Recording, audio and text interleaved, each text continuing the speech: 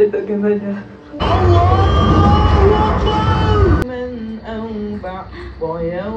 Jika kita jaga hati kita, aku adalah anak cucu Adam. Jangan takut. Tengok gambar ni, tak faham ke? Kekuasaan Tuhan ni, aku akan menyesatkan mereka semua. Assalamualaikum hai. Okey, aku baru lepas tengok cerita Anak Perjanjian Syaitan 2. Yang nombor satunya pada tahun 2019 Oktober kalau tak silap aku. Sebab aku baru tengok cerita tu sebenarnya. So masa tu mungkin sebelum PKP lah kan. Dia memang literally memang sambungan lah. Sebab dia mengisahkan pasal anak dia yang dia, kalau korang tengok, dia ada lahirkan anak, kisah anak tu pula. Apa yang aku suka tentang cerita ni, part seram dia memang terasa lah. Dia banyak ada macam merasuk, dirasuk lah apa semua kan. Lepas tu bila dia rasuk tu, ada perubahan wajah, ada macam perubahan struktur wajah apa semua kan. Lepas tu adalah certain scene tu, walaupun dia macam sedikit klise, tapi dia still lagi impact seram tu kita dapat rasa kan. Kadang-kadang ada certain tu meremang sikit bulu roma kau. Lepas tu bila diorang menggunakan CGI pula pada wajah diorang untuk mengubah struktur tu, ada certain CGI tu dia menjadi kan, memang nampak lah menyeramkan kan. Pelakon-pelakon dia lah, semua orang kata memang pelakon-pelakon yang hebat kan, ataupun pelakon-pelakon yang bagus. Ada macam pelakon utama dia Ika Farhana, ada siapa ni, Aziza Mazlan, ada Azlan Komeng, ada siapa lagi, dia Alif Sata, lepas tu ada Fasha Sanda, ramai lah lagi. Adalah juga beberapa orang lagi kan yang bagi aku diorang berlakon pun memang lagi-lagi macam Ika Farhana pun aku rasa dia dapat deliver dengan baik lah. Bila part-part seram tu kan, dengan dia punya memek muka dia apa semua dapat. Lepas tu apa lagi yang aku suka, sebab dia sambungan. So adalah pelakon-pelakon yang untuk nombor satu punya ada balik lah, macam Azlan Komeng. Lepas tu yang jadi bomo dia tu, so dia panggil balik, dia lakonkan balik orang yang sama kan. Itu yang bagusnya. Kalau dia guna orang lain mungkin dia akan sedikit potong. Lepas tu ada throwback sikit. Yang part throwback tu macam benda tu nampaklah link antara cerita yang sekarang dengan cerita yang sebelum ni. Tapi satu je lah yang macam aku pelik. Aku ingat yang tahun 2019 tu dia macam current masa tu lah untuk tahun 2019. Tapi kalau korang tengok umur Ika Farhana ataupun watak dia Hazlinda tu, dia umur 21. So maknanya tahun 2019 tu bukanlah cerita untuk tahun 2019. Dia macam lagi lama sikit lah, mungkin dalam tahun 90-an macam tu kan, ataupun lewat 90-an macam tu kan. Lebih kurang tu lah. Aku malas nak kira lah betul-betul.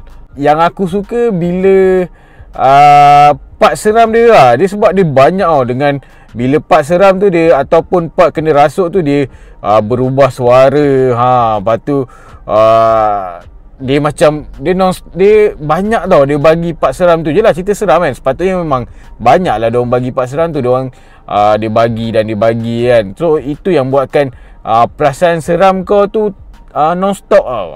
Itu yang bagi aku cerita ni dapat deliver lah seram dia. Okay, lepas tu part-part yang aku tak suka, macam aku cakap tadi, dia banyak tau dia bagi benda-benda yang menyeramkan. Dan benda tu memang scene-scene tu memang agak menyeramkan, tapi dia banyak scene yang orang kata lebih kurang tau. So dia seram, tapi bila kau dah consume benda yang sama, seram tu dia akan drop sikit, ataupun kau dah boleh agak ni macam ni. Itu yang masalahnya. Lepas tu bukan kelemahan lah, tapi bagi aku cerita ni dia agak straightforward. Aku ingat ada plot twist kan, macam yang nombor satu tu dia ada plot twist. Yang ni dia agak straightforward, tapi adalah macam tricky sikit lah. Kau ingat benda ni akan jadi macam ni, tapi rupanya dia sekadar straightforward je. Dia tak ada, dia tak terlalu tricky lah cerita dia. Lepas tu macam aku cakap, dia gunakan CGI untuk CGI dan makeup dia gunakan untuk mengubah ataupun masa rasukan tu kan, dia gunakan untuk CGI. So bila part jadi, dia okey lah, cantik lah. Tapi bila part yang tak menjadi tu, kau rasa macam alamak, nampak fake lah kan. Tu memang kadang-kadang tu agak clear lah, agak memang kau boleh perasan yang benda tu memang fake sangat lah. Sebab bila grafik tak jadi ni, itu yang masalah bila kau main grafik kan. Bila kau main CGI, kau memang kena dapatkan CGI yang betul-betul cantik, baru benda tu nampak real. Tu satu. Lepas tu macam aku cakap, dia ada buat berubah suara apa semua bila dia rasuk. Dia berubah suara tu okey, tak ada masalah, memang dapat rasa menyeramkan. Tapi certain ayat ataupun perkataan disebut tu dia jadi macam bubbling ataupun tak clear tau. Sebab dia dalam perubahan suara tu dia ada macam banyak layer suara. Ada suara yang macam menyeramkan, suara Ika Farhana, lepas tu ada macam suara-suara lain. So dia banyak layer suara tu. Bila tu dia akan ada certain words yang kau akan rasa macam apa yang dia cakap kan. So benda tu kadang-kadang kau tak clear. Lepas tu apa lagi yang paling aku notice, dia banyak rasuk, tapi benda tu tiba-tiba rupanya macam mimpi tau. Aku tak tahu sama ada benda tu memang berlaku, tiba-tiba dia macam orang kata dah tak sedarkan diri, lepas tu dia baru terjaga. Mungkin benda tu mimpi ataupun tak. So kau macam, ni mimpi ke ataupun memang benda-benda tu ada berlaku kan dalam cerita tu. So macam dia banyak sangat benda yang macam melibatkan macam mimpi ataupun dia tak sedarkan diri selepas tu kan. Itu yang jadi macam, alah, asyik benda yang sama kan kau bagi. Lepas tu ada satu scene tu aku tak berapa faham lah, ataupun aku tak tahu apa tujuan scene tu tau. Sebab in the end dia macam rupanya mimpi ataupun benda tu berlaku. Sebab dia macam mimpi ataupun tak, dia dua dalam satu.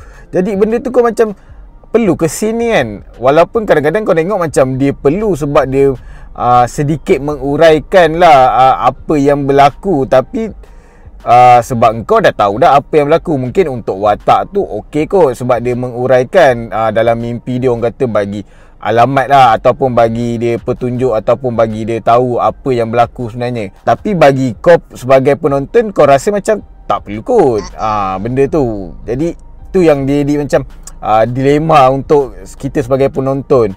Lepas tu ending dia sebenarnya okey je. Tapi bagi aku dalam situasi ataupun tempat tu macam tak berapa nak sesuai pula dia nak buat ending kan. Lepas tu dia macam terlalu kecil dia punya scale ending dia tu tau. Dia macam di kawasan tu je. Tu yang jadi macam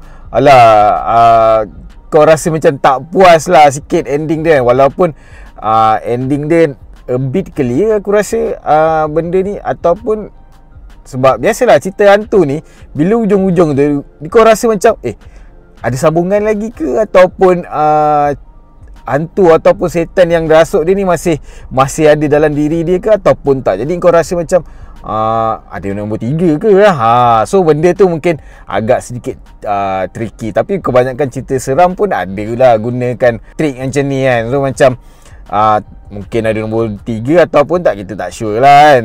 Lepas tu cerita ni aku tak tahulah nak kata Alif Satar ni sebagai hero ataupun tak. Sebab dia memang banyak fokus pada Ika Farhana ni ataupun watak Hazlinda. So kita tak tahulah Alif Satar ni memegang sebagai watak hero ataupun yelah mungkin hero kot, sebab ujung-ujung dia yang selamatkan Ika Farhana ni. Tapi tak nampak lah sangat peranan dia daripada keseluruhan cerita tu. Dia ada sikit sana sikit sini dan akhir tu.